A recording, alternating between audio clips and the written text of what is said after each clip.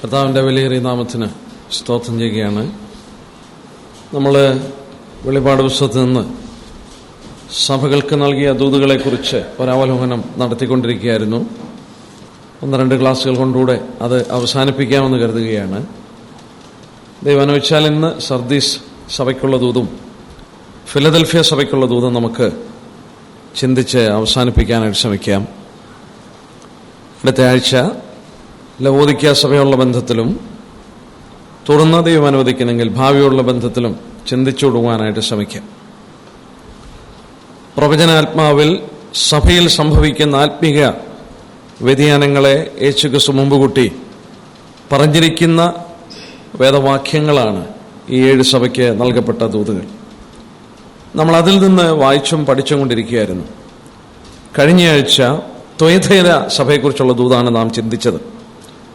നീണ്ടു നിൽക്കുന്ന 1000 വർഷത്തോളം അന്ധകാരപൂർണമായ സഭയുടെ കാലളവിനെ പ്രതിനിധീകരിക്കുന്ന ദൂതാണ് ത്വയഥൈര കാലളവ്. എന്നാൽ അവിടെ നമ്മൾ ശ്രദ്ധിക്കുകയുണ്ടായി, കർത്താവിൻ്റെ വരവ് വരെ ഈ സഭ ഉണ്ടായിരിക്കും എന്നുള്ളതും ശ്രദ്ധിക്കുകയുണ്ടായി. ലോകത്തിൽ ഇന്ന് കാണപ്പെടുന്ന കാത്തലിക്സ് അതുപോലുള്ള സഭകൾ ഇവിടെ പറഞ്ഞിരിക്കുന്ന ദൂതന്റെ ക്യാരക്ടേഴ്സ് എല്ലാം വിളിച്ചറിയിച്ചുകൊണ്ട് യേശുക്രിസ്തുവിന്റെ വരവരെയും അല്ലെങ്കിൽ കഷ്ടകാലത്തിലും ഈ സഭ ഭൂമിയിൽ നിലനിൽക്കുമെന്നുള്ളത് കർത്താവ് സൂചിപ്പിച്ചിരിക്കുന്നത് 22-ാം വാക്യത്തിൽ വായിക്കുന്നു. നമുക്കിന്ന് സർദീസ് സഭയുടെ ദൂത് ആദ്യം ശ്രദ്ധിക്കാം. വെളിപ്പാട് പുസ്തകം 3-ാം അധ്യായത്തിന്റെ ആദ്യത്തെ 5 വാക്യങ്ങൾ. സർദീസിലെ സഭയുടെ ദൂതൻ എഴുതുക: ദൈവത്തിന്റെ 7 ആത്മാവും 7 നക്ഷത്രവും ഉള്ളവൻ അരുളി ചെയ്യുന്നത്, ഞാൻ നിന്റെ പ്രവൃത്തി അറിയുന്നു. ജീവനുള്ളവൻ എന്ന് നിനക്ക് പേരുണ്ടെങ്കിലും നീ മരിച്ചവനാകുന്നു. ഉണർന്നുകൊള്ളുക, ചാമാറായ ശേഷിപ്പുകളെ ശക്തീകരിക്കുക. ഞാൻ നിന്റെ പ്രവൃത്തി എന്റെ ദൈവത്തിന്റെ സന്നിധിയിൽ പൂർണ്ണതയുള്ളതായി കണ്ടില്ല. ആകയാൽ നീ പ്രാപിക്കുകയും കേൾക്കുകയും ചെയ്തത് എങ്ങനെയെന്നോർത്ത് അത് കാത്തുകൊള്ളുകയും മനസ്സാന്തരപ്പെടുകയും ചെയ്യുക. നീ ഉണരാതിരുന്നാൽ ഞാൻ കള്ളനെ പോലെ വരും. ഏത് നാഴികയ്ക്ക് നിന്റെ മേൽ വരുമെന്ന് നീ അറിയുകയുമില്ല. എങ്കിലും ഉടുപ്പ് മലിനമാകാത്ത കുറെ പേർ സർദീസിൽ നിനക്കുണ്ട്. അവർ യോഗ്യന്മാരാകിയാൽ വെള്ള ധരിച്ചും കൊണ്ട് എന്നോടുകൂടെ നടക്കും. ജയിക്കുന്നവൻ വെള്ളയുടുപ്പ് ധരിക്കും. അവന്റെ പേർ ഞാൻ ജീവപുസ്തകത്തിൽ നിന്ന് മായ്ച്ചു കളയാതെ എന്റെ പിതാവിന്റെ സന്നിധിയിലും അവന്റെ ദൂതന്മാരുടെ മുമ്പിലും അവന്റെ പേർ ഏറ്റുപറയും. ആത്മാവ് സഭകളോട് പറയുന്നത് എന്തെന്ന് ചെവിയുള്ളവൻ കേൾക്കട്ടെ.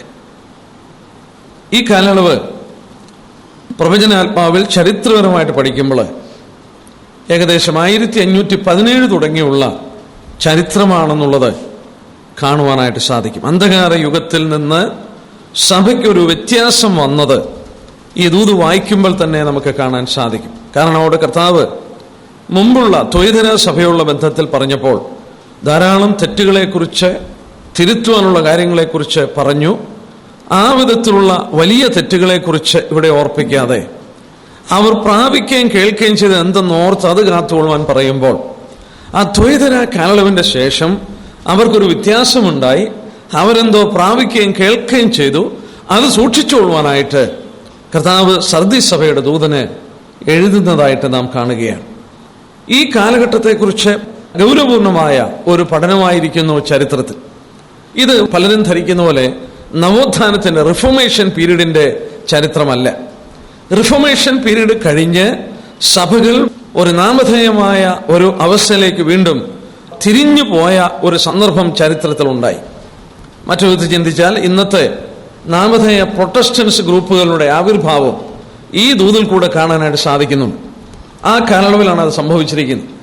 അവര് ജീവനുള്ളവനെന്ന് പേരുണ്ട്, എന്നാൽ മരിച്ചവനായി മാറി.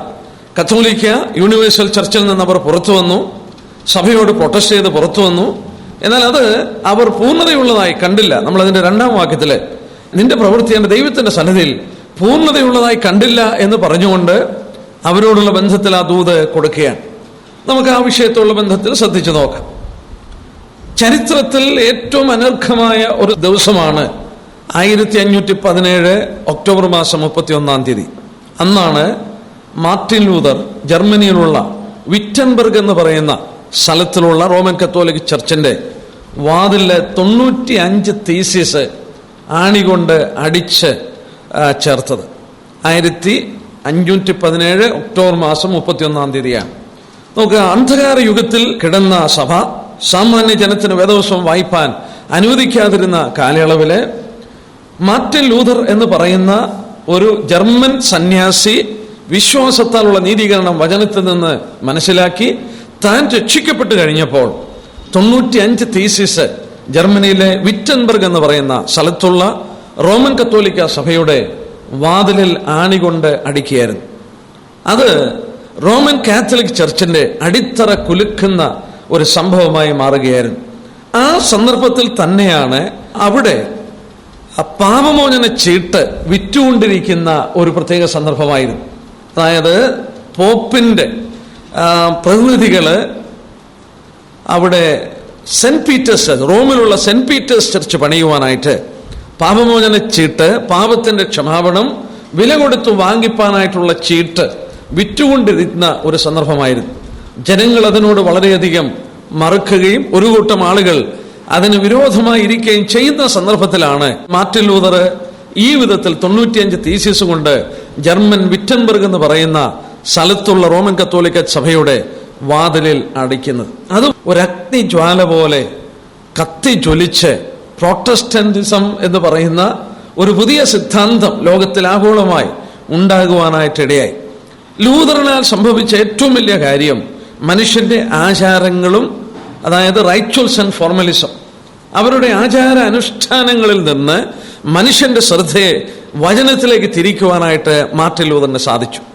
വാസ്തവത്തിൽ പിന്നീടുള്ള പ്രൊട്ടസ്റ്റന്റ് ചർച്ചിന്റെ നവോത്ഥാനം സംഭവിച്ച എല്ലാ സഭകളെയും എടുത്തു പഠിച്ചു നോക്കിയാൽ അതിനെയൊക്കെ അടിത്തറവാകിയത് മാർട്ടിൻ ലൂഥറാണ്. അതായത് ഫോർമലിസത്തിലും അനുഷ്ഠാന ആചാരങ്ങളിൽ മാത്രം സഭ മുഴുകിയിരുന്ന് അവരുടെ മതനേതാക്കന്മാർ പറയുന്നത് മാത്രം വിശ്വസിച്ച് സാമാന്യ ജനം ബൈബിള് വായിക്കുവാൻ അനുവാദമില്ലാതെ കഴിഞ്ഞ കാലഘട്ടങ്ങളിൽ ജനത്തെ ആചാരാനുഷ്ഠാനങ്ങളിൽ നിന്ന് ദൈവവചനത്തിലേക്ക് ശ്രദ്ധ തിരിക്കുവാനായിട്ട് മാർട്ടിൻ ലൂഥറിന് കഴിഞ്ഞു. അത് ഒരു നവോത്ഥാനത്തിന് തീജ്വാല കൊളുത്തുവാനായിട്ട് ഇടയായി മാറി. മനുഷ്യൻ ഈ സന്ദർഭത്തിൽ വീണ്ടും ചോദിക്കാൻ തുടങ്ങി, വചനം എന്തു പറയുന്നു, വചനം എന്തു പറയുന്നു. 1129 തുടങ്ങി സഭയുടെ മണ്ഡലങ്ങളിൽ അങ്ങനെ ഒരു ശബ്ദം ഒരിക്കലും കേട്ടിരുന്നില്ല. 1129 തുടങ്ങി സാമാന്യ ജനത്തിന് വേദപുസ്തകം വായിപ്പാൻ അനുവാദമില്ലായിരുന്നു. എന്നാൽ 1517 മാർട്ടിൻ ലൂഥറിന്റെ വളരെ വലിയ ശ്രമമാണ് സാമാന്യ ജനത്തെ ദൈവജനത്തിലേക്ക് ശ്രദ്ധ തിരിക്കുവാനും എന്താണ് വചനം ഈ വിഷയത്തെക്കുറിച്ച് പറയുന്നതെന്ന് ചിന്തിപ്പാനായിട്ടും ഇടയാക്കിയത് മാർട്ടിൻ ലൂഥറിന്റെ ആ വലിയ പ്രവൃത്തിയായിരുന്നു. എന്നാൽ ഈ സന്ദർഭത്തിൽ മറ്റൊരു കാര്യം കൂടെ നടന്നു. 1487 ഈ പ്രസംഗങ്ങൾ ദൈവജന പഠനത്തിന് സഹായിച്ച മറ്റൊരു കാര്യം പ്രിന്റിങ് കണ്ടുപിടിച്ചു എന്നുള്ളതാണ്. 1487 കാക്സ്റ്റൺ ആദ്യമായി പ്രിന്റിംഗ് പ്രസ് ഉപയോഗിച്ച് ആദ്യമായി പ്രിന്റ് ചെയ്തു. ആ പ്രിന്റ് ചെയ്ത ആദ്യത്തെ പുസ്തകം വിശുദ്ധ വേദപുസ്തകമായിരുന്നു. 1487 കാക്സ്റ്റൺ എന്ന് പറയുന്ന വ്യക്തിയാണ് ആദ്യത്തെ ബുക്ക് പ്രിന്റ് ചെയ്ത് ഇറക്കുന്നത് ബൈബിളായിരുന്നു. അപ്പോൾ ആ സന്ദർഭത്തിൽ നോക്കിയ ദൈവത്തിന്റെ വലിയ പ്രവൃത്തി പ്രിന്റിങ്ങും പ്രീച്ചിങ്ങും ഒരുപോലെ നടന്നു. സാമാന്യ ജനത്തിന് വേദപുസ്തകം ലഭ്യമായി. പുരോഹിതന്മാരുടെ കരത്തിൽ മാത്രം ഒതുങ്ങി നിന്ന വേദപുസ്തകം സാമാന്യ ജനത്തിന്റെ കരങ്ങളിൽ പ്രിന്റ് ചെയ്ത് ലഭിക്കാനും ഇത് പ്രസംഗിച്ചു തുടങ്ങുകയും വിശ്വാസ നീതീകരണം, അതായത് സഭ പറയുന്നത് തെറ്റാണെന്നുള്ളത് പഠിപ്പിക്കുവാനും വചനം എന്ത് പറയുന്നു എന്ന് മനുഷ്യനെ ചിന്തിപ്പിക്കുവാനും തിരിച്ചു കൊണ്ടുവന്ന കാലഘട്ടമായിരുന്നു നവോത്ഥാനത്തിന്റെ കാലഘട്ടം. ചരിത്രത്തിൽ പ്രവചനപരമായി വളരെ പ്രാധാന്യതയുള്ള ഒരു കാലഘട്ടമായിരുന്നു. ആ വിധത്തിൽ അവർ നീതീകരണം വിശ്വാസത്താലാണെന്നുള്ളത് മനസ്സിലാക്കി. അന്നത്തെ പ്രസംഗങ്ങളുടെ ഏറിയ പങ്കും അതായിരുന്നു വിഷയം. കാരണം മാർട്ടിൻ ലൂഥർ തന്നെ ഈ വിഷയത്താലാണ് നീതീകരിക്കപ്പെട്ട് രക്ഷിക്കപ്പെട്ട വ്യക്തിയായി മാറിയത്. അതുകൊണ്ട് താൻ ഇത് പ്രസംഗിപ്പാനും ജനത്തെ ആചാരാനുഷ്ഠാനങ്ങളിൽ നിന്ന് മാറി വിശ്വാസത്താൽ ദൈവം നീതീകരണം തരുന്നു എന്നുള്ളത് മനുഷ്യനെ ബോധവാന്മാരാക്കി തീർക്കുവാനായിട്ട് മാർട്ടിൻ ലൂഥറിന് കഴിഞ്ഞ ഒരു കാലഘട്ടമാണ്. അന്ന് ദൈവത്തിന്റെ ദാസന്മാരായ എറാസ്മോസ്, Zwingli, Calvin, Wycliffe, Tyndall, Farrell മുതലായ വളരെ പ്രഗത്ഭന്മാരായ ദൈവദാസന്മാർ ഈ വിഷയങ്ങൾ ലോകത്തിലാഗോളം പ്രസംഗിപ്പാൻ തുടങ്ങി. എന്നാൽ ഈ കാലഘട്ടങ്ങളിൽ ഇത് പ്രസംഗിച്ച് വചനത്തിലേക്ക് മനുഷ്യനെ മടക്കിക്കൊണ്ടുവന്നെങ്കിലും നമ്മൾ ഒരു കാര്യം കൂടെ മനസ്സിലാക്കണം. ഈ വചനം വിശ്വാസ നീതീകരണത്തെ, രക്ഷയെക്കുറിച്ച് പൂർണ്ണമായി ഇവരെ പഠിപ്പിച്ചു തുടങ്ങിയെങ്കിലും സഭയോടുള്ള ബന്ധത്തിൽ ഉപദേശങ്ങളോടുള്ള ബന്ധത്തിൽ ഒന്നും ആ കാലങ്ങളിൽ പഠിപ്പിക്കുവാനായിട്ട് ഇവർക്ക് സാധിച്ചില്ല. ആ കാലഘട്ടങ്ങളിൽ മനുഷ്യനെ ആ വിധത്തിലേക്ക് മറക്കിക്കൊണ്ടുവരാനായിട്ട് സാധിച്ചില്ല. ഉദാഹരണമായിട്ട് സലസഭ സ്വതന്ത്രമാണ്, സലസഭയുടെ ആരാധന രീതികളെക്കുറിച്ചൊന്നും വചനത്തിൽ നിന്ന് അവർക്ക് കാണുവാനോ പഠിപ്പിക്കുവാനോ സാധിച്ചില്ല. അതിന്റെ ഫലമായി എന്ത് സംഭവിച്ചു എന്നറിയാമോ? പണ്ടുണ്ടായിരുന്ന അതേ പാറ്റേണിൽ, കാത്തലിസിസത്തിന്റെ പാറ്റേണിൽ തന്നെ ഇവിടെയും ചില രീതികൾ ഉടലെടുക്കുവാനായിട്ട് ഇടയായി മാറി. എന്നാൽ ഇതിന്റെ മധ്യത്തിൽ അല്ല എന്ന് പ്രസംഗിച്ച് പഠിപ്പിച്ചു നടന്നവരുണ്ട്. അവരുടെ പേരുകളും ശ്രദ്ധേയമാണ്. W. ഫാരൽ എന്നൊക്കെ പറയുന്നവര് സലസഭയുടെ പരമാധികാരവും സ്വാതന്ത്ര്യത്തെക്കുറിച്ച് പ്രസംഗിക്കുകയും പഠിപ്പിക്കുകയും ചെയ്തെങ്കിലും അവരുടെ ശബ്ദങ്ങൾ ആരും ശ്രദ്ധിച്ചില്ല. എന്നാൽ ചരിത്രത്തിൽ അത് രേഖപ്പെടുത്തിയിട്ടുണ്ട്. അവരുടെ പഠിപ്പീര് ഇങ്ങനെയായിരുന്നു, എന്നാൽ അത് ശ്രദ്ധിക്കാതെ പോയി. എന്നാൽ ഇവിടെ മറ്റൊരു സംഭവം കൂടെ നടന്നു. അത് ശ്രദ്ധേയമായ ഒരു കാര്യമാണ്. എന്താണെന്ന് ചോദിച്ചാൽ, മാർട്ടിൻ ലൂഥറിനെതിരായിട്ട് വളരെ ശക്തമായി പോപ്പിന്റെയും അധികാരസ്ഥന്മാരുടെയും എതിർപ്പുകൾ ഉണ്ടായി. നമ്മൾ കഴിഞ്ഞ ദിവസം ഓർക്കുകയുണ്ടായി. രാജാക്കന്മാരെ പോലും നീക്കുവാനും വാഴിക്കുവാനും വലിയ അധികാരങ്ങൾ ലഭിച്ചവരായിരുന്നു ഈ പോപ്പുമാർ, പാപ്പാമാരും അവരോടുകൂടെയുള്ള ആളുകളും. ഇവരുടെ വലിയ എതിർപ്പുകൾ മാർട്ടിൻ ലൂഥറിനുണ്ടായപ്പോൾ അവരെന്ത് ചെയ്തെന്നറിയാമോ? ഈ വിധത്തിൽ പ്രൊട്ടസ്റ്റ് ചെയ്ത് പുറത്തു വന്ന സഭകളുണ്ടല്ലോ, ഈ സഭകളെ എല്ലാം കൂടെ അവരും യുണൈറ്റ് ചെയ്യിച്ചു. ലോകവ്യാപകമായി അതിനെയും ഒരു യുണൈറ്റ് ചെയ്ത് ഒരു ഓർഗനൈസേഷൻ പോലെ ഈ റോമൻ കാത്തലിക് ചർച്ചിനോട് എതിർത്ത് നിൽപ്പാൻ വീണ്ടും ഇതും ഒരു സംഘടന പോലെ ആക്കി തീർക്കുവാനായിട്ട് ഇടയാക്കി മാറ്റി. ആ സംഘടനയാക്കി തീർക്കുക മാത്രമല്ലായിരുന്നു, മാർട്ടിൻ ലൂഥറിന് വളരെയധികം എതിർപ്പുകൾ വന്നു കഴിഞ്ഞപ്പോൾ ജർമ്മനിയിലെ പ്രിൻസസിന്റെയും രാഷ്ട്രത്തിന്റെയും മറ്റും പ്രൊട്ടക്ഷന് വേണ്ടി മാർട്ടിൻ ലൂഥറും അദ്ദേഹത്തോടുകൂടെ ഉള്ളവരും ശ്രമിക്കുകയുണ്ടായി. അദ്ദേഹത്തെ അന്ന് പ്രൊട്ടക്ട് ചെയ്തത്, സുരക്ഷിതത്വം നൽകിയത് വാസ്തവത്തിൽ ജർമ്മൻ പ്രിൻസസും അവിടെയുള്ള സ്റ്റേറ്റും മറ്റുമായിരുന്നു. അല്ലാതെ അവർക്ക് നിലനിൽപ്പാൻ സാധ്യമല്ലാത്തൊരവസ്ഥ ഈ കാത്തലിക് പോപ്പുമാരുടെയും അതുപോലെ ആ മതസിദ്ധാന്തത്തിന്റെയും എതിർപ്പുകളിൽ പിടിച്ചു നിൽപ്പാൻ നിവൃത്തിയില്ലാതെ വന്നപ്പോൾ അവരും ഒരു സംഘടന പോലെയായി സ്റ്റേറ്റിന്റെ ഒരു പ്രൊട്ടക്ഷൻ അവര് മേടിച്ച് ഒരു പ്രത്യേക വിധത്തിൽ ഈ പ്രൊട്ടസ്റ്റന്റിസം ഉണ്ടാകുവാനായിട്ടിടയായി. നമുക്ക് അവർ വളരെ ഊന്നിപ്പറഞ്ഞ കാര്യമാണ് സോളാ സ്ക്രിപ്ചർ എന്ന് പറഞ്ഞാൽ സ്ക്രിപ്ചറിലോ വചനം മാത്രം എന്നവർ പ്രസംഗിച്ചു.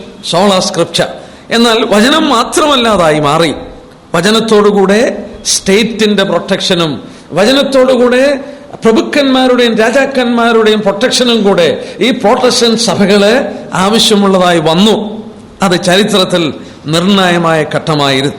ആ കാലഘട്ടങ്ങളിൽ കർത്താവായ യേശുക്രിസ്തു അവരോട് പറഞ്ഞ വാക്ക് ശ്രദ്ധേയമായിരിക്കുന്നു. നമുക്ക് നോക്കാം. ആ 3-ാം അധ്യായത്തിന്റെ ആരംഭത്തിൽ അവരോട് പറയുന്നു, ദൈവത്തിന്റെ 7 ആത്മാവും 7 നക്ഷത്രമുള്ളവൻ അരുളി ചെയ്യുന്നു, ഞാൻ നിന്റെ പ്രവൃത്തി അറിയുന്നു, ജീവനുള്ളവൻ നിനക്ക് പേരുണ്ടെങ്കിലും നീ മരിച്ചവനാണ്. നോക്കുക, ഓരോ സഭയോടും ആവശ്യമുള്ള ദൂതാണ് കർത്താവ് പറഞ്ഞുകൊണ്ടിരിക്കുന്നത്. ഈ സഭ എന്ത് സംഭവിച്ചു? താഴോട്ട് നമ്മൾ വായിക്കുമ്പോൾ, നീ ജീവനുള്ളവനെന്ന് നിനക്ക് പേരുണ്ട്. അതിന്റെ 1-ാം വാക്യത്തിന്റെ അവസാനം, ജീവനുള്ളവനെന്ന് നിനക്ക് പേരുണ്ടെങ്കിൽ നീ മരിച്ചവനാണ്. അതുകൊണ്ട് കർത്താവരോട് പറഞ്ഞു, ആകയാൽ നീ പ്രാപിക്കുകയും കേൾക്കുകയും ചെയ്ത് എന്തെന്നോർത്ത്. 3-ാം വാക്യം നോക്കിയേ, ആകയാൽ നീ പ്രാപിക്കുകയും കേൾക്കുകയും ചെയ്ത് എങ്ങനെയെന്നോർത്ത് അത് കാത്തുകൊള്ളുകയും മനസ്സാന്തരപ്പെടുകയും ചെയ്യുക. അവർ കേട്ടത് വിശ്വാസനീതീകരണമായിരുന്നു. എന്നാൽ കാലഘട്ടം അല്പം കഴിഞ്ഞപ്പോൾ രക്ഷിക്കപ്പെടാത്തവരെ കൊണ്ട് സഭ നിറയുവാൻ തുടങ്ങി. റോമൻ കത്തോലിസത്തിന്റെ ആചാരങ്ങളും അനുഷ്ഠാനങ്ങളും രീതികളും സഭയെ ഭരിക്കുന്ന രീതികളൊക്കെ ഈ പ്രൊട്ടസ്റ്റന്റിസത്തിനകത്തും അല്പകാലം കഴിഞ്ഞപ്പോൾ കടന്നു വരുവാനായിട്ട് ഇടയായി മാറി. യേശുക്രിസ്തു അവരോട് പറയുകയാണ്, എൻ്റെ കയ്യിൽ ദൈവത്തിന്റെ 7 ആത്മാവും 7 നക്ഷത്രവും ഉണ്ട്. 7 നക്ഷത്രം 1-ാം അധ്യായത്തിൽ നമ്മൾ പഠിച്ചു. അത് ദൈവത്തിന്റെ സഭയ്ക്ക് ദൂത് കൊടുക്കുന്നവരാണ്. 7 ആത്മാവുകൾ ആത്മാവിന്റെ പൂർണ്ണതയെ കാണിക്കുന്നു. എന്നാൽ ഇവിടെ കർത്താവ് എന്തുകൊണ്ടാണ് ഇത് രണ്ടും എടുത്തു പറഞ്ഞത്? ഇത് രണ്ടും 7 ആത്മാക്കളും 7 നക്ഷത്രവും. 7 ആത്മാക്കൾ പരിശുദ്ധാത്മാവ്, 7 നക്ഷത്രം ദൈവത്തിന്റെ ദൂതറിയിക്കുന്ന ദൈവദാസന്മാർ അല്ലെങ്കിൽ വചനത്തിന്റെ സ്ഥാനത്ത് നിൽക്കുന്നു. അപ്പോൾ കർത്താവ് ഈ സഭയോട് പറയുന്നതും അവർക്ക് ആവശ്യമായിരിക്കുന്നതും എന്താണെന്ന് ചോദിച്ചാൽ ദൈവാത്മാവിനെയും ദൈവത്തിന്റെ വചനത്തെയുമാണ്. കാരണം എന്താ? വീണ്ടും ജനനം സംഭവിക്കുന്നത് ഈ 2 വസ്തുതകൾ കൊണ്ടാണ്. നോക്കിയേ, അത് വളരെ ശ്രദ്ധേയമായിട്ടിരിക്കുന്നില്ലേ? ഈ സഭയ്ക്ക് ആവശ്യമായിരിക്കുന്നത് ദൈവത്തിന്റെ ആത്മാവിന്റെയും ദൈവത്തിന്റെ വചനത്തിന്റെയും പ്രവൃത്തിയാണ്. അതുകൊണ്ട് കർത്താവ് സഭയോട് പറയുകയാണ്, ദൈവത്തിന്റെ 7 ആത്മാവുള്ളവനും 7 നക്ഷത്രങ്ങൾ ഉള്ളവനും അരുളി ചെയ്യുന്നു, എന്റെ പക്കൽ അതുണ്ട്, നിങ്ങൾക്ക് ആവശ്യമുള്ളത് അതാണ്. മറ്റു വിധത്തിൽ പറഞ്ഞാൽ പരിശുദ്ധാത്മാവിന്റെയും ദൈവജനത്തിന്റെ ശുശ്രൂഷയാണ് നിങ്ങൾക്ക് ആവശ്യം. യോഹന്നാൻ 3:5 കർത്താവ് നിക്കോദീമോസിനോട് പറഞ്ഞ വാക്കറിയാം, വെള്ളത്താലും ആത്മാവിനാലും ജനിക്കണം, വചനത്താലും ആത്മാവിനാലും ജനിക്കണം. വീണ്ടും ജനനം സംഭവിക്കുന്നത് ദൈവത്തിന്റെ വചനത്താലും ദൈവത്തിന്റെ ആത്മാവിനാലുമാണ്. അത് നമുക്ക് വളരെ അറിയാവുന്ന വാക്യങ്ങളാണ്. 1 കൊരിന്ത്യർ 4:15 പൗലോസ് തന്നെ പറയുന്നുണ്ട്, നിങ്ങൾക്ക് ഗുരുക്കന്മാർ ഏറെയുണ്ടെങ്കിലും പിതാക്കന്മാർ ഏറെയില്ല. കൊരിന്ത്യരെ നോക്കി പറയുകയാണ്, ഞാനല്ലോ നിങ്ങളെ സുവിശേഷത്താൽ വീണ്ടും ജനിപ്പിച്ചത്. 1 പത്രോസ് 1:23 കെടുന്ന ബീജത്താലല്ല, കെടാത്തതിനാൽ ജീവനുള്ളതും നിലനിൽക്കുന്നതുമായ ദൈവജനത്താൽ തന്നെ നിങ്ങൾ വീണ്ടും ജനിച്ചിരിക്കുന്നു. ഫിലോമോന്റെ ലേഖനം 10-ാം വാക്യം, പൗലോസ് തടവിലിരിക്കുമ്പോൾ ഞാൻ ജനിപ്പിച്ച എന്റെ മകനായ ഒനോസിമോസ്. പൗലോസ് തടവിലിരുന്നപ്പോൾ ജനിപ്പിച്ചു. അവിടെ സ്നാനമില്ല, അവിടെ ജയിലിൽ കിടക്കുമ്പോൾ സ്നാനമോ കർമ്മങ്ങളോ ഇല്ല. കഴിഞ്ഞ ദിവസവും ഞാൻ ചൂണ്ടിക്കാണിക്കുകയായിരുന്നു, കൊരിന്ത്യർ ലേഖനം തന്നെ വേണമെന്ന് എടുക്കാം. ഈ രക്ഷയ്ക്ക് വാസ്തവത്തിൽ വീണ്ടും ജനനത്തിന് സ്നാനം പോലും ഇല്ല എന്നുള്ളത് ആ ഭാഗത്ത് നിന്ന് നമ്മൾ പരിശോധിച്ചാൽ കാണാൻ സാധിക്കും. 1 കൊരിന്ത്യർ 4-ാം അധ്യായത്തിന്റെ 5-ാം വാക്യം പൗലോസ് കൊരിന്ത്യരെ നോക്കി പറയുന്ന വാക്കാണ്. 1 കൊരിന്ത്യർ 4-ാം അധ്യായത്തിന്റെ 15-ാം വാക്യം നോക്കുകയും, നിങ്ങൾക്ക് 10,000 ഗുരുക്കന്മാരുണ്ടെങ്കിലും പിതാക്കന്മാർ ഏറെയില്ല, ക്രിസ്തുയേശുവിൽ ഞാനല്ലോ നിങ്ങളെ സുവിശേഷത്താൽ ജനിപ്പിച്ചത്. കൊരിന്ത്യ സഭയുടെ ആത്മിക പിതാവെന്ന് പറയുന്നത് പൗലോസാണ്. പൗലോസ് അവരോട് പറയാ, നിങ്ങൾക്ക് അനേക ഗുരുക്കന്മാരുണ്ടായിരിക്കാം, അനേകർ നിങ്ങളെ പഠിപ്പിച്ചു കാണും, പക്ഷെങ്കിൽ നിങ്ങൾക്ക് പിതാവായിരിക്കുന്നത് ഞാനാണ്. എന്നാൽ അതേ ലേഖനത്തിൽ 1-ാം അധ്യായത്തിന്റെ 15-ാം വാക്യം നോക്കി, 1-ാം അധ്യായത്തിന്റെ 15-ാം, അതോട് ചേർത്ത് വായിച്ചെങ്കിലേ അത് ഗ്രഹിപ്പാൻ കഴിയുള്ളൂ. അതേ ലേഖനം 1 കൊരിന്ത്യർ 1:15 പൗലോസ് ഇങ്ങനെ പറയുന്നു, 14 വായി, എന്റെ നാമത്തിൽ ഞാൻ സ്നാനം കഴിപ്പിച്ചെന്ന് ആരും പറയാതെ വണ്ണം ക്രിസ്പോസിനെയും ഗായോസിനെയും ഒഴികെ നിങ്ങളിൽ ആരെയും ഞാൻ സ്നാനം കഴിപ്പിക്കാൻ ഞാൻ എന്റെ ദൈവത്തിന് സ്തോത്രം ചെയ്തു. പൗലോസ് കൊരിന്ത്യയിലുള്ള ക്രിസ്പോസിനെയും ഗായോസിനെയും മാത്രമേ സ്നാനം കഴിപ്പിച്ചിട്ടുള്ളൂ, വേറെ ആരെയും സ്നാനം കഴിപ്പിച്ചിട്ടില്ല. എന്നാൽ ആ കൊരിന്ത്യരെ നോക്കി പൗലോസ് പറയുന്നു, ഞാനാണ് നിങ്ങളുടെ ആത്മീയ പിതാവ്, നിങ്ങളെ സുവിശേഷത്താൽ ജനിപ്പിച്ചത് ഞാനാണ്. ഞാൻ ഒരു ആർഗ്യുമെന്റ് ഇവിടെ കൊണ്ടുവരികയാണ്. വീണ്ടും ജനനം സ്നാനത്താൽ കൂടെയാണ് ലഭിച്ചിരുന്നതെങ്കിൽ പൗലോസിന് ഈ 1 കൊരിന്ത്യർ 4:15 വാക്യം പറയാൻ സാധിക്കില്ല. 1 കൊരിന്ത്യർ 4:15 പൗലോസിന് പറയാൻ സാധിക്കില്ല, ഞാനാണ് നിങ്ങളുടെ ആത്മീയ പിതാവെന്ന് അവരെ നോക്കി പറയാൻ കഴിയില്ല. കാരണം എന്നാ? പൗലോസ് പറയുന്നു, ഞാൻ സുവിശേഷം മൂലമാണ് നിങ്ങളെ ജനിപ്പിച്ചത്, സ്നാനം മൂലമല്ല. പൗലോസ് ആ കൊരിന്ത്യരോട് പറയുന്നു, ഞാൻ അവിടെ 2 പേരെ, ക്രിസ്പോസിനെയും ഗായോസിനെയും അല്ലാതെ ആരെയും സ്നാനപ്പെടുത്തിയിട്ടില്ല. അപ്പോൾ ഇവിടെ നിന്ന് പൗലോസിന്റെ വാക്കിൽ നിന്ന് ഒരു കാര്യം തെളിയുന്നുണ്ട്, വീണ്ടും ജനനത്തിന് സ്നാനം ആവശ്യമില്ല. വീണ്ടും ജനനം ദൈവത്തിന്റെ വചനത്താലും പരിശുദ്ധാത്മാവിലുമാണ്. സുവിശേഷം പ്രസംഗിക്കുന്നു, വിശ്വസിക്കുന്നവരെ ദൈവം തന്റെ ആത്മാവിനാൽ പരിവർത്തനം നടത്തുന്നു, അവർക്കൊരു വീണ്ടും ജനനം സംഭവിക്കുന്നു. തടവിൽ കിടക്കുമ്പോൾ, ബന്ധനസ്ഥനായി കിടക്കുമ്പോൾ, ചങ്ങലയിൽ ബന്ധിക്കപ്പെട്ട് കിടക്കുമ്പോൾ തന്നോടുകൂടെ വന്നു കിടന്ന മറ്റൊരു കുറ്റവാളിയായിരുന്നു, തടവിലാക്കപ്പെട്ടവനായിരുന്നു ഒനോസിമോസ്. ആ ഒനോസിമോസിനെ പൗലോസ് പറയുന്നു, തടവിലിരിക്കുമ്പോൾ ഞാൻ ജനിപ്പിച്ച എന്റെ മകനായ ഒനോസിമോസ്. ആ തടവിൽ വെച്ച് സുവിശേഷം പറഞ്ഞു, ഒനോസിമോസിന് വീണ്ടും ജനനം ലഭിച്ചു. എന്നെ പ്രിയപ്പെട്ടവരോട് പറയട്ടെ, അന്ത്യകാലത്ത് ഉപദേശം ഒരുപാട് വിട്ടുകളയുന്ന ഒരു കാലഘട്ടങ്ങളിൽ നാം എത്തിയിരിക്കുമ്പോൾ ഈ ഉപദേശ കാര്യം കൂടെ ശ്രദ്ധിക്കുന്നത് നല്ലതാണ്.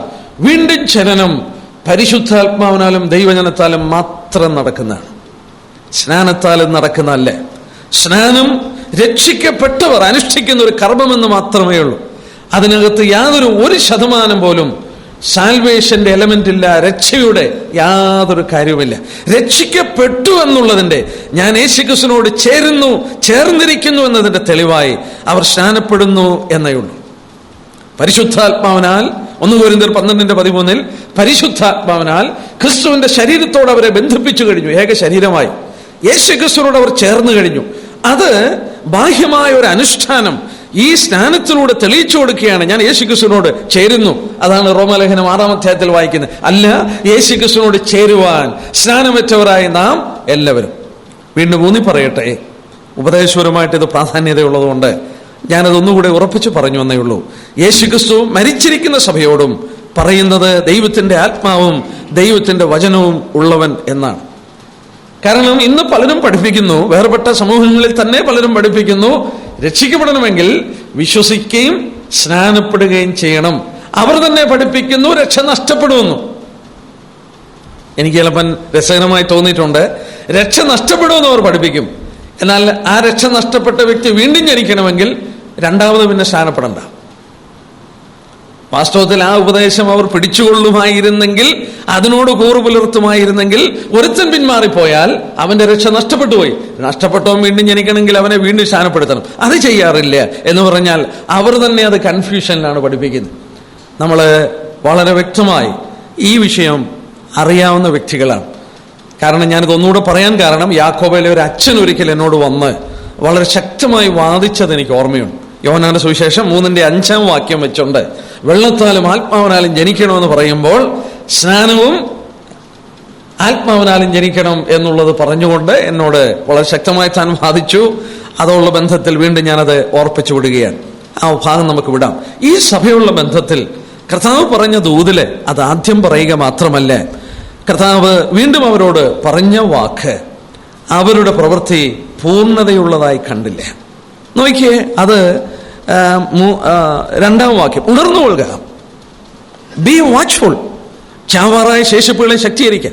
ഞാൻ നിന്റെ പ്രവൃത്തി എന്റെ ദൈവത്തിന്റെ സന്നിധിയിൽ പൂർണ്ണതയുള്ളതായി കണ്ടില്ലേ. അവരുടെ പ്രവൃത്തി പൂർണ്ണതയുള്ളതല്ലായിരുന്നു. എന്താ അതിന്റെ കാരണം? their work was unfulfilled.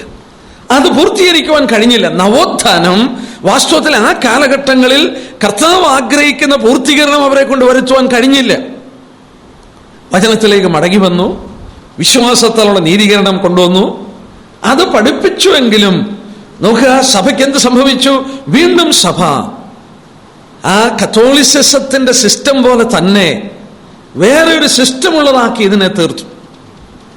നമ്മൾ പഠിച്ചു നോക്കിയാൽ ചരിത്രം തന്നെ നമ്മെ പഠിപ്പിക്കുന്നു. കാത്തലിക് പ്രീസ്റ്റിന് പകരം അവർ പുതിയ ക്ലർജീസിനെ, അവരുടെ പുരോഹിതന്മാരെ അവർ കൊണ്ടുവരാൻ തുടങ്ങി. ആ ഭാഗം ഞാൻ വായിച്ചപ്പോൾ ഇങ്ങനെയാണ് എനിക്ക് മനസ്സിലാക്കാൻ സാധിച്ചത്. ചരിത്രത്തിൽ അതുള്ള ബന്ധത്തിൽ അപഗ്രഥിച്ച ദൈവദാസന്മാർ പറയുന്നു, ഈ റിഫോർമേഷന്റെ കാലയളവിന്റെ ആരംഭഘട്ടത്തിൽ പ്രസംഗിച്ച പ്രാസംഗികന്മാർ they were genuinely converted born again people. വാസ്തവമായി രക്ഷിക്കപ്പെട്ട born again, വീണ്ടും ജനിച്ച ദൈവമക്കളായിരുന്നു, ദൈവദാസന്മാരായിരുന്നു ഈ നവോത്ഥാനത്തിന്റെ ആദ്യ കാലഘട്ടങ്ങളിൽ പ്രസംഗിച്ച ദൈവദാസന്മാർ. എന്നാൽ സംഭവിച്ചെന്താണെന്നറിയാമോ? ഈ ക്ലർജിസം, ഈ പൗരോഹിത്യം കടന്നു വന്നതോടുകൂടെ, വീണ്ടും ഇതിൽ കടന്നു വന്നതോടുകൂടെ ഈ പുരോഹിതന്മാരെ ആക്കണമെങ്കിൽ അവർക്ക് അക്കാഡമിക്കൽ ക്വാളിഫിക്കേഷൻ വേണം, അവർക്ക് പഠിത്തം വേണം. ഈ പഠിത്തം വേണമെന്നുള്ള കാര്യത്തോടുള്ള ബന്ധത്തിൽ അവരെ ട്രെയിൻ ചെയ്തെടുക്കുവാനായിട്ടൊക്കെ തുടങ്ങി. അങ്ങനെ വന്നപ്പോൾ എന്ത് സംഭവിച്ചെന്നറിയാമോ? രക്ഷിക്കപ്പെടാത്തവനെ ഈ ട്രെയിനിങ് കൊടുത്ത്, തിയോളജിക്കൽ ട്രെയിനിങ്ങും അക്കാഡമിക്കൽ ട്രെയിനിങ്ങും കൊടുത്ത് അവരെ പുരോഹിതന്മാരാക്കുവാൻ തുടങ്ങി. ഇന്നും അതല്ലേ സംഭവിക്കുന്നത്?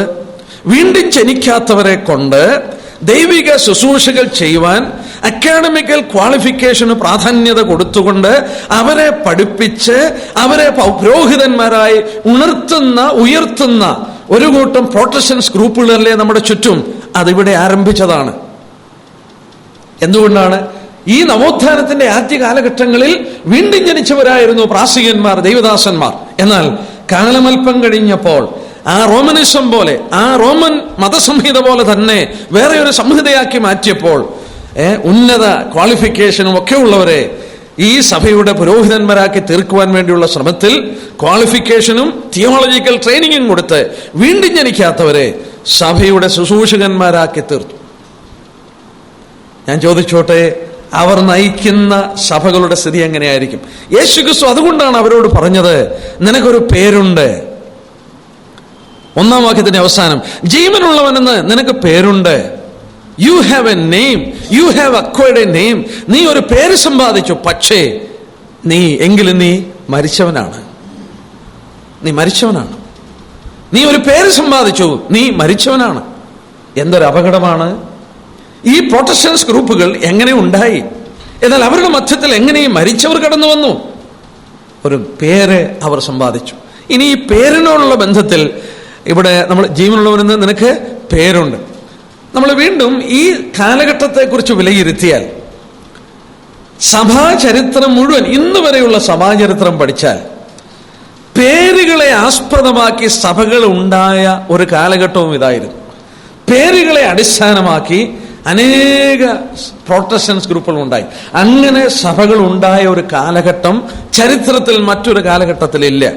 ഉദാഹരണമായിട്ട് ലൂഥറിന്റെ പേരിൽ ലൂഥറനിസം സ്റ്റാർട്ട് ചെയ്തു, കാൽവിന്റെ പേരിൽ കാൽവിനിസം സ്റ്റാർട്ട് ചെയ്തു, വെസ്ലിയുടെ പേരില് മെതോഡിസം സ്റ്റാർട്ട് ചെയ്തു. ഓരോ ഉന്നത നേതാക്കന്മാരുടെ പേരിൽ സഭകൾ സ്ഥാപിക്കപ്പെടുവാൻ തുടങ്ങി. ജർമ്മനിയിൽ ലൂഥറനിസം, ലൂഥറിന്റെ പേരിൽ അത് കടന്നു വന്നു. കാൽവിന്റെ പേരിൽ കാൽവിനിസം വന്നു. വെസ്ലിയുടെ പേരിൽ മെതോഡിസം വന്നു. ഇംഗ്ലണ്ടിൽ ആ രാഷ്ട്രത്തിൻ്റെതായ ഒരു സഭ പോലെ ആംഗ്ലിക്കൻ ചർച്ച് കടന്നു വന്നു. ജർമ്മനിയുടെ സ്റ്റേറ്റ് സഭ ലൂഥറൻ ചർച്ച് കടന്നു വന്നു. നോക്കിയേ, ഇതെല്ലാം പ്രൊട്ടസ്റ്റന്റ് ഗ്രൂപ്പുകളാണെങ്കിലും ഓരോ പേരിനെ ആസ്പദമാക്കി ആ സഭകളോട് എടുക്കുവാൻ തുടങ്ങി. അവരവരുടേതായ ആചാരാനുഷ്ഠാനങ്ങളും ലിറ്റർജിയും ഒക്കെ എഴുതി പിടിപ്പിച്ച്, പ്രാർത്ഥനകളും ഒക്കെ എഴുതി പിടിപ്പിച്ച്, അവരുടേതായ ഒരു രീതിയും പ്രാർത്ഥനയും ആരാധനയും രീതികളൊക്കെ വന്നപ്പോൾ അവിടെയെല്ലാം ഒരു കാര്യം ശ്രദ്ധിപ്പാൻ കഴിയുമെന്ന് ദൈവദാസന്മാർ അപഗ്രഥിച്ചു പറയുന്നു: അവിടെയെല്ലാം വചനത്തിന് അത്ര പ്രാധാന്യത കൊടുത്തില്ല, ദൈവവചനത്തിന് അത്ര സ്ഥാനം കൊടുത്തില്ല. ദൈവവചനത്തിന് കൊടുക്കേണ്ട സ്ഥാനത്തിന് പകരം മറ്റ് പല കാര്യങ്ങളിൽ ആ ആചാര അനുഷ്ഠാനങ്ങളും അവരുടേതായ ലിറ്റർജിക്കും മറ്റും പേര് കൊടുത്ത് പുസ്തകങ്ങളും പ്രാർത്ഥന പുസ്തകങ്ങളും ഒക്കെ ഓരോ സഭകളും ഇറക്കുവാൻ തുടങ്ങി. അത് വെറും ആചാരമായി മാറി. തിരിച്ച് നമ്മൾ ചരിത്രം അപഗ്രഥിച്ചാൽ ഇസ്രയേലിന്റെ മധ്യത്തിലും ഇത് തന്നെ സംഭവിച്ചു. വേണേ 1-2 വാക്യങ്ങളും നോക്കാം. അത് ഈ കാലഘട്ടത്തോടുള്ള ബന്ധത്തിൽ ഇന്നും നിലനിൽക്കുന്ന സഭകളാകയാൽ നമുക്കിത് ശ്രദ്ധേയമായി, മാത്രമല്ല അങ്ങനെയുള്ളവരോടൊന്ന് ചൂണ്ടിക്കാണിക്കാനും നല്ല വാക്യങ്ങളാണ്. യെശയ്യാ പ്രവചനം 29-ാം അധ്യായം നോക്കിയേ. ഐശയ്യാ 29. ദൈവം നമ്മളിൽ നിന്ന് ആഗ്രഹിക്കുന്നത് സത്യത്തിലും ആത്മാവിലുമുള്ള ആരാധനയാണ്. It should be in truth and it should be from the spirit. ആത്മാവിലും സത്യത്തിലുള്ള ആരാധന. എന്നാൽ യെശയ്യാ 29-ന്റെ 13-ാം അധ്യായത്തിൽ യഹൂദനോട് ദൈവം പറയുന്ന ആ കാര്യങ്ങൾ പറയുമ്പോൾ ഇങ്ങനെ പറയുന്നു: ഈ ജനം അടുത്തു വന്ന് വായ്കൊണ്ടും അധരം കൊണ്ടും എന്നെ ബഹുമാനിക്കുന്നു, എങ്കിലും തങ്ങളുടെ ഹൃദയത്തെ അവർ എങ്കിൽ നിന്ന് ദൂരെ അകറ്റി വെച്ചിരിക്കുന്നു. എന്നോടുള്ള അവരുടെ ഭക്തി മനഃപ്പാടമാക്കിയ മനുഷ്യ കൽപ്പന അത്രേ. എത്ര സത്യമാണ്! ഒരു കാലഘട്ടത്തിൽ യഹൂദനെ നോക്കി ദൈവം പറഞ്ഞു, എന്നോടുള്ള അവരുടെ ഭക്തി മനഃപ്പാടമാക്കിയ മനുഷ്യ കൽപ്പനയാണ്. ആ ലിറ്റർജി ബുക്കുകളൊക്കെ കാണാതറിയാം. പള്ളിയിൽ പോയി നിന്നാൽ ആ പുസ്തകങ്ങളൊക്കെ കാണാതെ മുഴുവൻ പറയും. ഇതെല്ലാം മനഃപ്പാടമാക്കിയ മാനുഷിക കൽപ്പനകളായി മാറി. എന്നാൽ ദൈവം ആഗ്രഹിക്കുന്ന ആരാധന എന്താണ്? ദൈവം ആഗ്രഹിക്കുന്ന ആരാധന it should be from the spirit. മനുഷ്യന്റെ ഉള്ളിൽ നിന്ന്, നമ്മിൽ നിന്ന്, അവന്റെ ആത്മാവിൽ നിന്ന് പൊന്തി വരേണ്ടതാണ് ആരാധന. ശമരിയക്കാരത്തെ സ്ത്രീയോട് പറഞ്ഞില്ലേ, അത് ഉള്ളിൽ നിന്ന് പൊങ്ങി വരുന്ന നീറുകയായി മാറും. ദൈവം അതുമാത്രം പ്രസാദിക്കുന്നു. ഇതിൽ ദൈവം പ്രസാദിക്കുന്നില്ല. വേറെ ഒരു വാക്യം എസെക്കിയേൽ 33:31 എസെക്കിയേൽ 33:31 31 നമ്മൾ ഇങ്ങനെ വായിക്കുന്നു: സംഘം കൂടി വരുന്നത് പോലെ അവർ നിന്റെ അടുക്കൽ വന്ന് എന്റെ ജനമായിട്ട് നിന്റെ മുമ്പിൽ ഇരുന്ന് നിന്റെ വചനങ്ങളെ കേൾക്കുന്നു, എന്നാൽ അവർ അവയെ ചെയ്യുന്നില്ല. വായ് കൊണ്ട് അവർ വളരെ സ്നേഹം കാണിക്കുന്നു, ഹൃദയമോ ദുരാഗ്രഹത്തെ പിന്തുടരുന്നു. ആ വാക്യം നോക്കിയേ.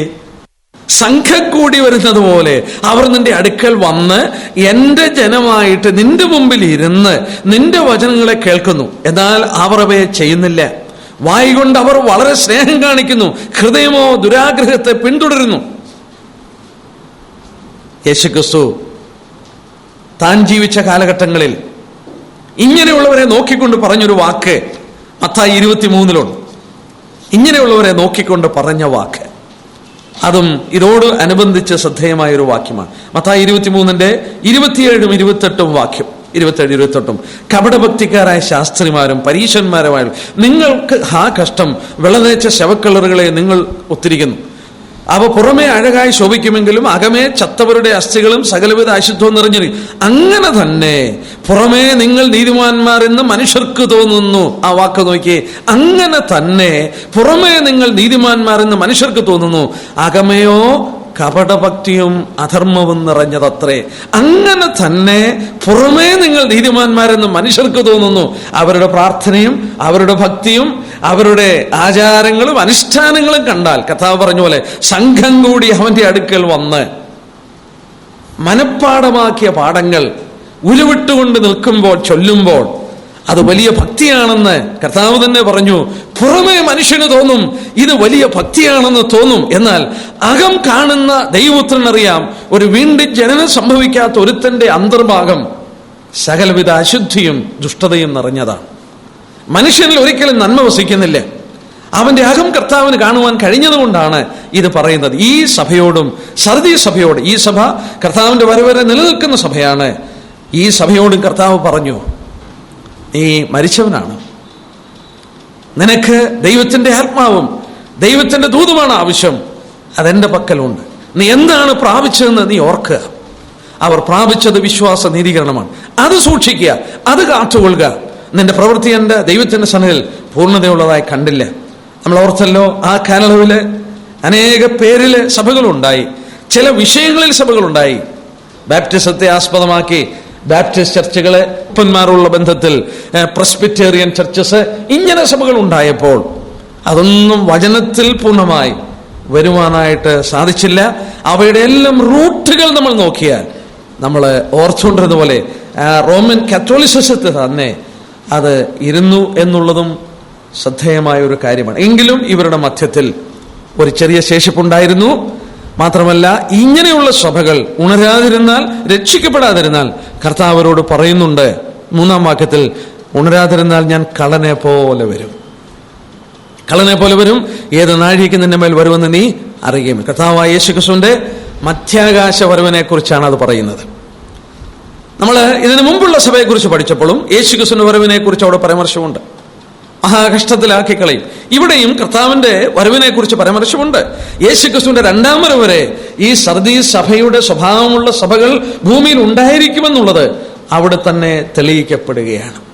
എത്രയോ ശ്രദ്ധയോടുകൂടെ നാം ഈ കാര്യങ്ങൾ നോക്കി മറ്റുള്ളവരെ പഠിപ്പിക്കുവാനും പറഞ്ഞു കൊടുക്കുവാനും നാം ബാധ്യസ്ഥരാണ്. പ്രവചന ദൃഷ്ടിയിൽ ആ ഭാഗം ഞാനിവിടെ അവസാനിപ്പിക്കുകയാണ്.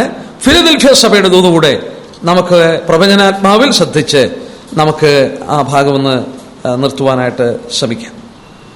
നോക്കുക, ഫിലദൽഫിയ സഭയിലേക്ക് വരുന്നതിന് മുമ്പ് തന്നെ പ്രൊട്ടസ്റ്റന്റ് സഭയുടെ പരാജയം, മറ്റു വിധത്തിൽ പറഞ്ഞാൽ പ്രൊട്ടസ്റ്റന്റ് സഭകളാണ് യൂറോപ്പിന്റെ ചരിത്രത്തിൽ അഗ്നോസ്റ്റിസിസം, അതായത് എത്തിസം, നിരീശ്വരത്വം യൂറോപ്പിൽ പടർന്നു പിടിക്കുവാൻ അനുവദിച്ചതിന്റെ കാരണം ഈ പ്രൊട്ടസ്റ്റന്റ് ഗ്രൂപ്പുകളാണെന്ന് ചരിത്രം അപഗ്രഥിച്ചാൽ മനസ്സിലാക്കാൻ സാധിക്കും. ഫിലദൽഫിയ സഭയുടെ ദൂത് ആ കാലഘട്ടങ്ങളിൽ ഈ അഗ്നോസ്റ്റിസിസം അല്ലെങ്കിൽ എത്തിസം, ഇത് രണ്ടും, നിരീശ്വരത്വവും ദൈവമില്ല എന്നുള്ള വാദം യൂറോപ്പിൽ പ്രബലമായ ഒരു കാലഘട്ടം ഉണ്ടായിരുന്നു. ആ കാലഘട്ടങ്ങളിലാണ് ഫിലദൽഫിയ കാലയളവും എന്നുള്ളത് ശ്രദ്ധേയമായ ഒരു കാര്യമാണ്. നോക്കാം, നമ്മൾ ഓർത്തതുപോലെ ഈ പ്രൊട്ടസ്റ്റന്റ് ഗ്രൂപ്പുകള്, നവോത്ഥാനത്തിന്റെ ശേഷമുള്ള പ്രൊട്ടസ്റ്റന്റ് ഗ്രൂപ്പുകള് ഏതു വിധത്തിലായി മാറിയെന്നുള്ളത് നമ്മൾ ഓർത്തു. മാറിയെന്ന് മാത്രമല്ല, ഇവര് ഈ കാലയളവിൽ ചില ഗ്രന്ഥങ്ങളൊക്കെ എഴുതിയപ്പോൾ ഫ്രഞ്ച് റവല്യൂഷൻ, അതായത് ഫ്രഞ്ച് വിപ്ലവം നടന്നത് ചരിത്രത്തിൽ നിർണായകമായ ഒരു കാലഘട്ടമായിരുന്നു. അത് 1793 ഫ്രഞ്ച് വിപ്ലവം നടന്നത്. 1793. ഈ ഫ്രഞ്ച് വിപ്ലവം നടന്ന കാലഘട്ടങ്ങളിൽ യൂറോപ്പിൽ അവിശ്വസ്തതയും നിരീശ്വരത്വത്തിന്റെ വാദങ്ങളും അവിടെ ആകമാനം പടരുവാനായിട്ടും ഇടയായി. അത് പടരുവാനിടയായത് പഴയ നിയമ പഠനത്തിന് വേണ്ടി ഒരു ബുക്ക് ജെ.ജി. ഇക്രോൺ എന്ന് പറയുന്ന മനുഷ്യൻ ഒരു പുസ്തകം എഴുതി, ഓൾഡ് ടെസ്റ്റ്മെന്റ് ഇൻട്രഡക്ഷൻ. 1787 അദ്ദേഹം എഴുതിയതാണ്. പഴയ നിയമ പഠനത്തിന് വേണ്ടി ഒരു ഗ്രന്ഥം അദ്ദേഹം ഒരു കമന്ററി പോലെ എഴുതിയപ്പോൾ, മനുഷ്യന്റെ കയ്യിൽ അത് കിട്ടിയപ്പോൾ സാമാന്യ ജനത്തിന് അനേക സംശയങ്ങൾ ഉടലെടുത്തു.